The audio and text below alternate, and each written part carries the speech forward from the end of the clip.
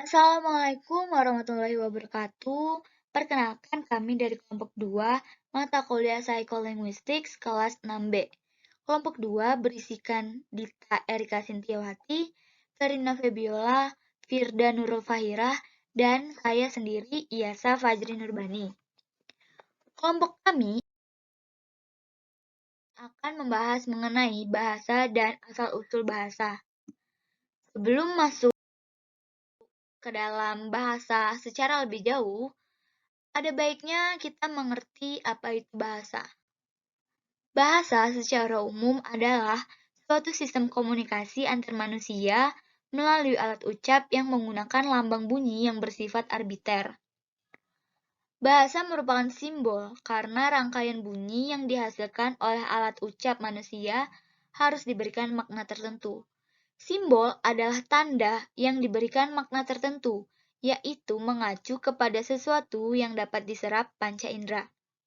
Berarti, bahasa mencakup dua bidang, yaitu bunyi vokal yang dihasilkan oleh alat ucap manusia dan arti atau makna, yaitu hubungan antara rangkaian bunyi vokal dengan barang atau hal yang diwakilinya itu. Sedangkan, menurut Plato, bahasa pada dasarnya adalah pernyataan pikiran seseorang dengan perantaraan onomata, nama benda atas sesuatu, dan remata, ucapan yang merupakan cermin dari ide seseorang dalam arus udara lewat mulut. Bahasa dapat ditinjau dari 7 aspek. Yang pertama adalah bahasa merupakan sebuah sistem. Artinya, bahasa susunan kata-kata yang teratur dan jika kehilangan salah satu unsur akan merubah atau merancukan sebuah arti dalam kalimat. Yang kedua, bahasa merupakan sistem tanda. Artinya, sudah ada kesepakatan atau konvensi bahwa sebuah bahasa dapat mewakili suatu hal atau peristiwa yang dipahami bersama dalam satu. Yang ketiga, bahasa merupakan sistem bunyi, karena dasar dari bahasa adalah bunyi dan tulisan merupakan aspek atau alternatif kedua yang tidak kalah pentingnya. Yang keempat, bahasa merupakan konvensi atau kesepakatan dari pengguna suatu bahasa. Yang kelima, bahasa itu produktif. Artinya, bahasa intensitas penggunanya sangat tinggi dan vital. Yang keenam, bahasa itu unik. Setiap bahasa mempunyai sistem yang berbeda dan beragam penamaan dan penggunaannya. Aspek yang terakhir adalah bahasa merupakan identitas suatu kelompok sosial yang menggambarkan ciri budaya. Saya Firda Nurul Fahira. Di sini saya akan menjelaskan mengenai fungsi bahasa dan juga peranan kata dalam bahasa. Sebagaimana yang kita ketahui, bahwa fungsi bahasa adalah untuk mengungkapkan segala sesuatu yang kita pikirkan ataupun yang kita inginkan, serta mengkomunikasikannya dengan orang-orang yang ada di sekitar kita. Selain itu, bahasa juga menjadi sesuatu hal yang dapat membedakan antara manusia dengan makhluk hidup lainnya. Nah, terdapat beberapa fungsi bahasa, yaitu yang pertama, alat ekspresi diri. Pada dasarnya, bahasa memiliki fungsi-fungsi yang digunakan berdasarkan kebutuhan seseorang, yakni salah satunya adalah alat untuk mengekspresikan diri. Sejak kecil, manusia sudah menggunakan bahasa untuk mengekspresikan diri sesuai dengan kehendaknya ataupun sesuai perasaannya. Nah, pada saat menggunakan bahasa sebagai alat ekspresi diri, si pemakai bahasa tidak perlu mempertimbangkan ataupun memperhatikan siapa yang akan menjadi pendengarnya ataupun pembacanya ataupun halayak sasarannya. Ia hanya akan menggunakan bahasa itu menjadi untuk kepentingan pribadinya. Adapun unsur-unsur yang dapat mendorong ekspresi diri. Yang pertama yaitu agar menarik perhatian orang lain terhadap kita dan juga keinginan untuk membebaskan diri kita dari semua tekanan emosi dan sebagai alat untuk menyatakan diri sendiri. Selanjutnya yaitu alat komunikasi. Sebagai alat komunikasi, bahasa merupakan sarana yang menjadi perumusan dari maksud kita. Bahasa juga dapat menciptakan kerjasama dengan sesama warga komunikasi ini. Selain itu, dengan adanya bahasa sebagai alat komunikasi, maka akan mengatur berbagai macam aktivitas kemasyarakatan ataupun merencanakan dan mengarahkan masa depan kita. Pada saat kita ataupun si pengguna menggunakan bahasa sebagai alat komunikasi, kita sudah memiliki tujuan tertentu, yaitu kita ingin dipahami oleh orang lain, kita ingin menyampaikan gagasan yang tentunya dapat diterima oleh orang lain, serta membuat orang lain yakin terhadap pandangan kita. Jadi dalam hal ini, pembaca atau pendengar ataupun halayak sasaran menjadi perhatian utama kita. Kita juga menggunakan bahasa dengan memperhatikan kepentingan dan kebutuhan halayak sasaran kita. Maka dari itu, bahasa sebagai alat ekspresi diri ataupun sebagai alat komunikasi dapat menjadi alat untuk menunjukkan identitas diri kita. Melalui bahasa, kita tentunya dapat menunjukkan bagaimana sudut pandang kita, bagaimana pemahaman kita atas suatu hal, asal-usul bangsa dan negara kita, pendidikan kita, bahkan juga sifat kita. Bahasa tentunya akan menjadi cermin bagi kita sendiri. Yang selanjutnya ada fungsi bahasa sebagai alat integrasi dan adaptasi sosial. Nah, selain fungsi-fungsi yang telah disebutkan, fungsi ini sangat digunakan pada saat kita beradaptasi kepada lingkungan sosial tertentu. Kita akan memilih bahasa yang akan kita gunakan dan yang bergantung pada situasi dan kondisi yang sedang kita hadapi.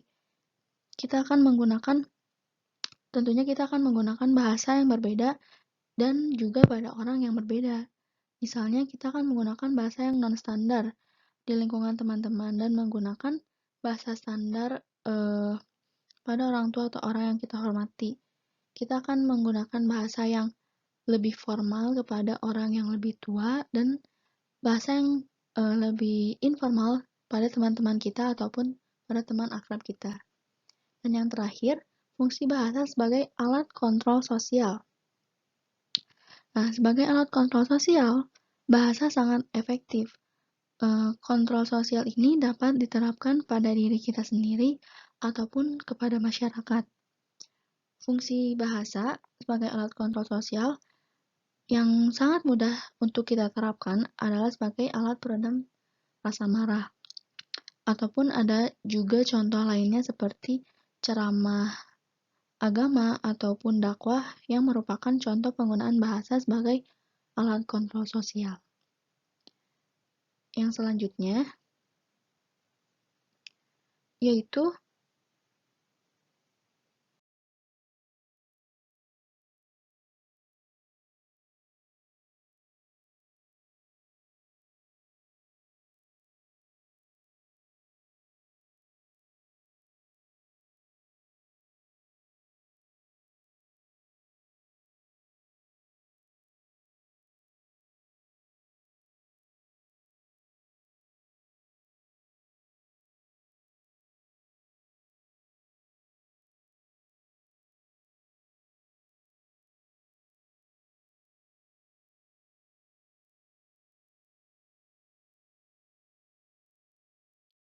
ada peranan kata dalam bahasa.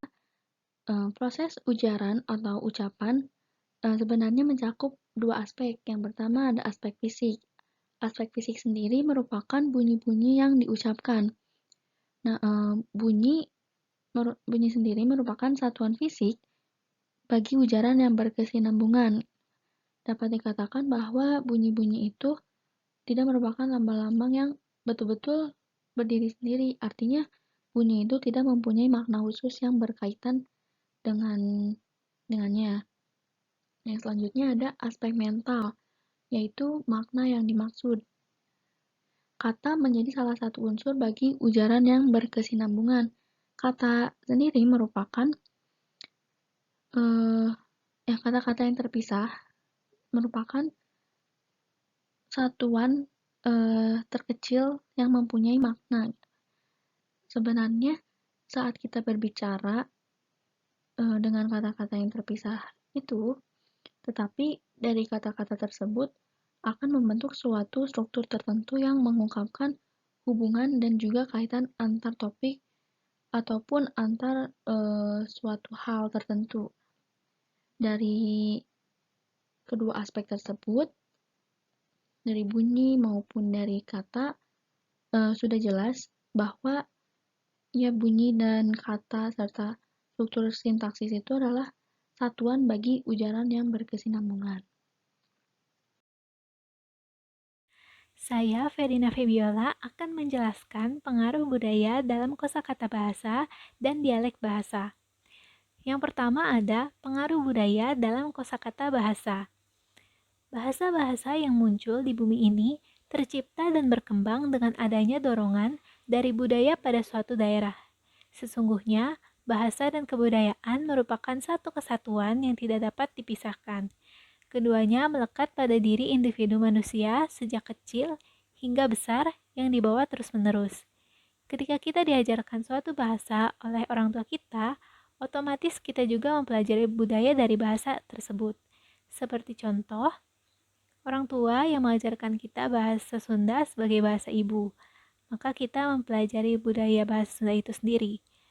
Kosakata bahasa dalam bahasa Sunda bagi orang yang lebih tua, sepantaran, dan yang lebih muda itu berbeda. Maka, kosakata dalam suatu bahasa tidak menetap pada satu keadaan, melainkan menyesuaikan dengan situasi serta kondisi sosial dan budaya lingkungan di mana sang penutur berada. Tidak hanya dalam bahasa Sunda saja, namun bahasa-bahasa lain juga. Ketika kita bersama rekan kerja dan teman sebaya, kosakata yang kita gunakan pasti berbeda. Dengan rekan kerja, kita berbicara formal, sedangkan dengan teman sebaya, kita berbicara informal. Hal ini juga dipengaruhi oleh kegiatan mentalistik, yaitu kegiatan yang dilakukan oleh mental atau otak yang memproses suatu bahasa, kemudian memilah kosakata dan maknanya sesuai dengan keadaan situasi dan kondisi sekitar, dan kemudian diutarakan lewat mulut. Dan itulah asal mula proses komunikasi berasal.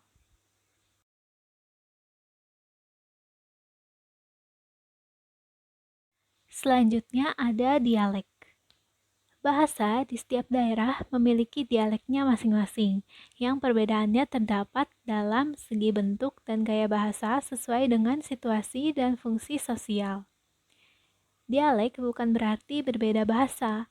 Dialek merupakan bahasa yang sama, namun bisa dibedakan berdasarkan pelafalan, kosakata, dan tata bahasanya.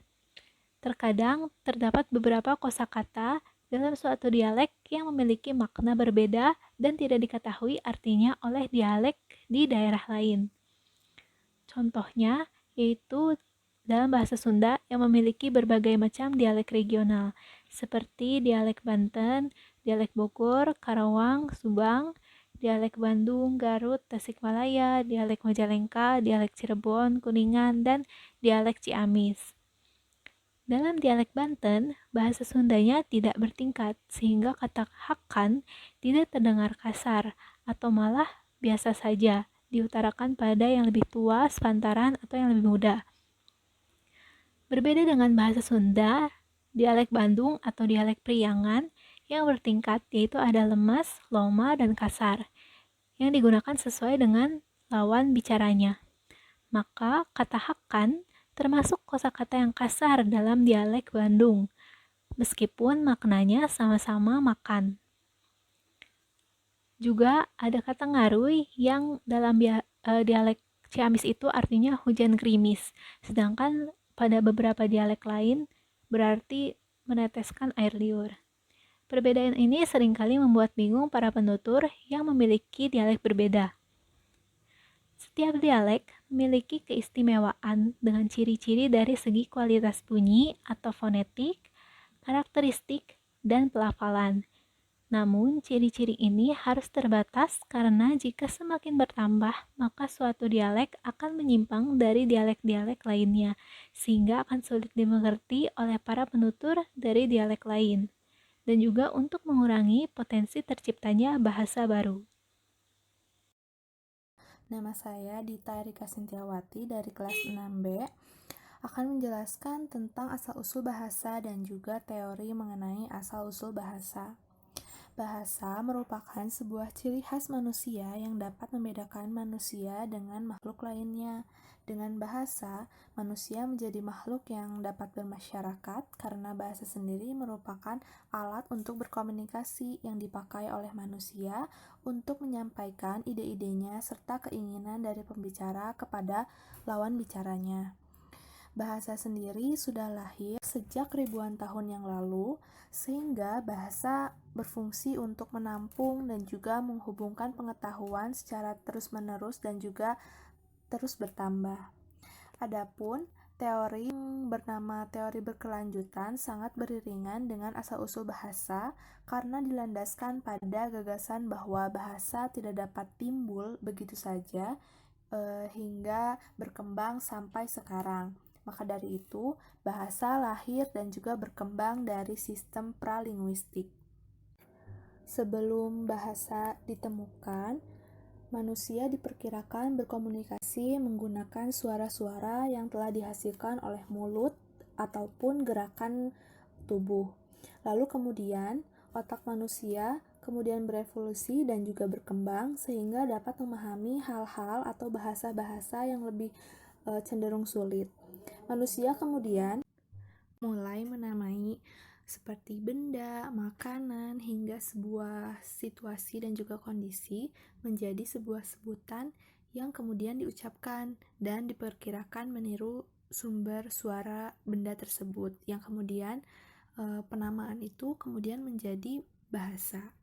Setelah itu, perlahan-lahan manusia bisa berbicara dan juga menggabungkan dua kata yang berbeda yang kemudian berkembang menjadi sebuah bahasa. Selanjutnya ada teori-teori dari asal-muasal bahasa. Menurut penelitian antropologi, telah dibuktikan bahwa kebanyakan kebudayaan primitif meyakini akan keterlibatan Tuhan dan juga dewa dalam sejarah asal-muasal berbahasa. Teori-teori ini juga dikenal dengan istilah divine origin atau teori berdasarkan kepada dewa ataupun kepercayaan. Teori ini juga ditemukan pada sekitar pertengahan abad ke-18. Dalam teori ini juga menyebutkan bahwa Tuhanlah yang mengajarkan Nabi Adam nama-nama sebagaimana termuat dalam kitab. Selanjutnya ada teori puh-puh.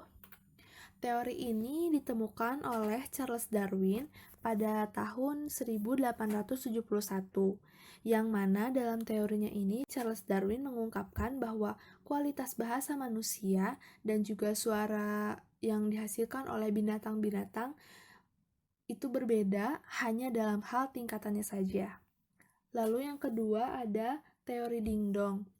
Teori ini diperkenalkan oleh Max Muller, yang mana dalam teorinya ini Max Muller menyebutkan atau berpendapat bahwa bahasa lahir secara alamiah, yang mana menurutnya manusia itu memiliki insting tersendiri dalam mengekspresikan ujarannya. Adapun makna yang terkandung terbagi ke dalam dua bagian, yaitu makna sosial dan juga makna linguistik. Adapun teori yang ketiga, yaitu menurut teori Yoheho, bahasa lahir dari kegiatan sosial. Pada zaman dahulu, manusia melakukan kerjasama ataupun gotong royong sehingga menghasilkan sebuah bahasa. Adapun ujaran yang hadir merupakan penamaan atas tindakan sosial tersebut. Misalnya, ketika seseorang mengangkat sebatang kayu besar bersama-sama, maka akan secara spontanitas keluar ucapan tertentu yang mana karenanya mendorong gerakan otot. Dan ucapan-ucapan tersebut lalu menjadi nama untuk sebuah pekerjaan yang dilakukan tersebut, seperti angkat atau diam, dan masih banyak lainnya. Selanjutnya, teori tradisional yang terakhir yaitu bow-bow teori. Teori ini dikenal sebagai teori onomatopia, yang mana menurut teori ini bahasa lahir yang berasal dari tiruan suara alam. Misalnya suara-suara alam seperti angin, guntur, ombak, air, dan lain-lain. Namun hal ini ditentang oleh Max Muller, yang mana Max Muller tersebut berpendapat pada dingdong teori. Max Muller menyatakan bahwa teori ini hanya berlaku bagi kok ayam dan bunyi itik, padahal kegiatan bahasa lebih banyak terjadi di luar kandang ternak. Selanjutnya ada teori organis. Yang pertama ada teori gestur. Teori ini memberikan pendapat bahwa isyarat mendahului ujaran, yang mana berarti penggunaan bahasa isyarat lebih ditekankan daripada bahasa ujaran. Selanjutnya ada teori musikal. Teori musikal ini memberikan pemahaman bahwa bahasa berasal dari irama, yang mana irama atau lagu-lagu sudah ada sejak dahulu kala dan juga sudah berkembang sejak lama. Asal-usul bahasa ini merupakan aspek bahasa yang cukup dipertentangkan oleh para ahli. Banyaknya teori asal-usul bahasa ini seperti yang telah dipaparkan sebelumnya. Ada banyak sekali teorinya yang dikelompokkan seperti di atas, seperti teori tradisional dan juga teori organis. Adapun selanjutnya pendekatan modern. Teori-teori yang lahir dengan pendekatan modern tidak lagi menghubungkan antara Tuhan dan juga dewa atau the divine origin sebagai asal-muasal bahasa atau pencipta bahasa. Teori-teori tersebut lebih memfokuskan pada anugerah Tuhan kepada manusia sehingga dapat berbahasa. Dan juga para ahli antropologi menyoroti asal-usul bahasa dengan cara menghubungkan dengan perkembangan manusia itu sendiri. Menurut sudut pandang para antropolog, disimpulkan bahwa manusia dan juga bahasa berkembang secara bersamaan. Adapun faktor-faktor yang mempengaruhi perkembangan manusia menjadi Homo sapiens juga mempengaruhi perkembangan bahasanya. Sehingga dengan kata lain, kemampuan berbahasa pada manusia berkembang sejalan dengan proses evolusi manusia. Perkembangan otak manusia juga mengubah dari agak manusia menjadi manusia yang sesungguhnya, karena perkembangan otak manusia juga dapat berkembang karena adanya bahasa, sehingga alat komunikasi menjadi lancar. Hingga akhirnya manusia mempunyai kemampuan untuk berbicara dan juga menyampaikan ide-idenya secara luas. Demikian presentasi dari kelompok 2. Terima kasih atas perhatiannya. Wassalamualaikum warahmatullahi wabarakatuh.